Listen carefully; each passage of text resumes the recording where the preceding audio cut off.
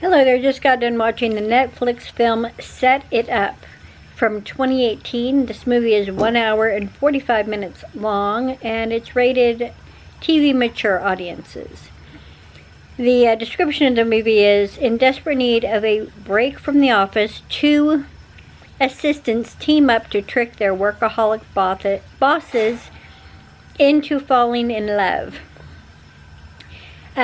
Stars Lucy Liu. I thought it was actually a pretty decent movie for kind of a rom-com style movie. It's fairly predictable, as you would imagine. I'll see if I can find a link to the trailer. If I can, I'll put it below. I would say out of this, I would give this a 3 out of 5 stars. I thought it was, like I said, pretty decent for the kind of movie that it is. And